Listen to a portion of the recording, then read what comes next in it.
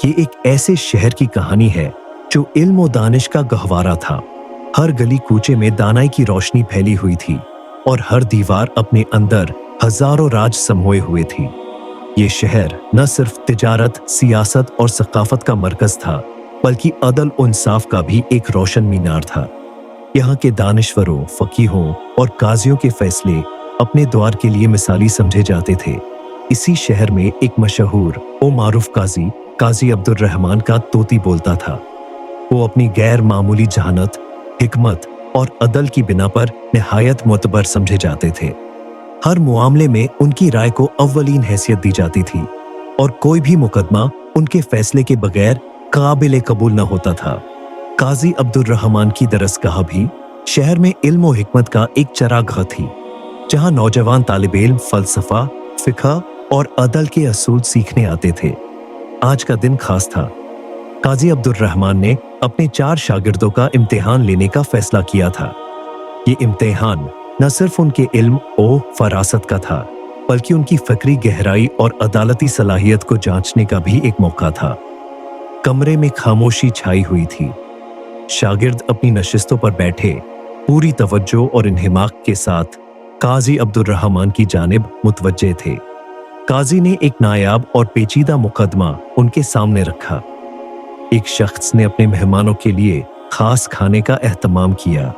उसने निहायत मेहनत और मोहब्बत से खाना तैयार करवाया, लेकिन बदकिस्मती से वही खाना मेहमानों की मौत का सबब बन गया।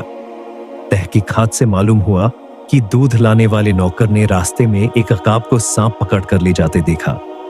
सांप के मुंह से जहर के चंद कतरे दूध में गिर गए और यही जहर खाने में शामिल होकर मौत का बाइस बन गया। काजी अब्दुल रहमान ने शागिर्दों की जानिब देखते हुए कहा, यह मामला सिर्फ एक हादसे का नहीं, बल्कि इंसाफ, नियत और जिम्मेदारी के असूलों पर मबनी है। सोचो और बताओ, कसूरवार कौन है?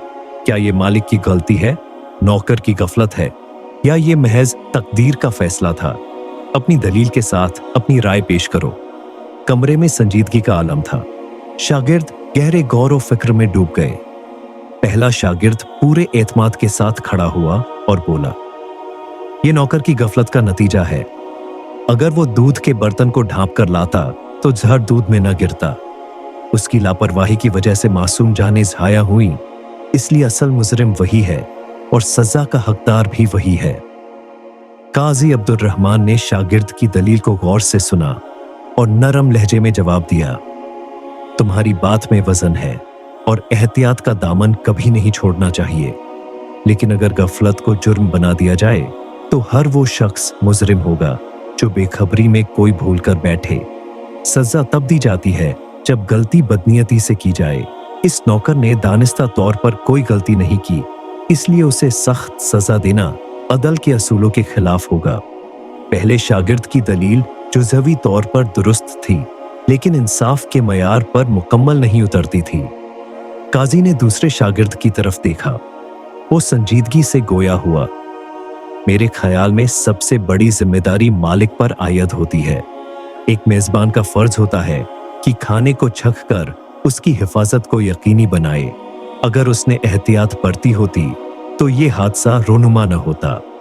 काजी अब्दुल रहमान ने तहम्मुल से उसकी बात सुनी और मुस्कुराकर बोले, तुम्हारी सोच में एक पहलू दुरुस्त है कि मेजबान को जिम्मेदारी का मुजाहिरा करना चाहिए, लेकिन क्या यह मुमकिन था कि वो जहर को पहचान सकता?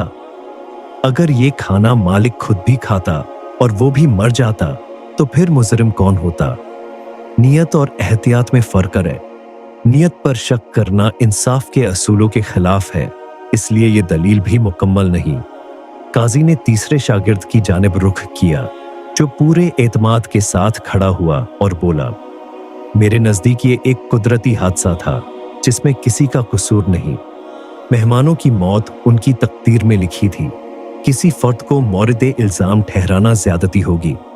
काजी अब्दुल रहमान ने उसकी बात सुनी और संजीदगी से जवाब दिया, अगर तकदीर ही हर चीज का फैसला करती तो फिर अदालत की जरूरत ही न रहती।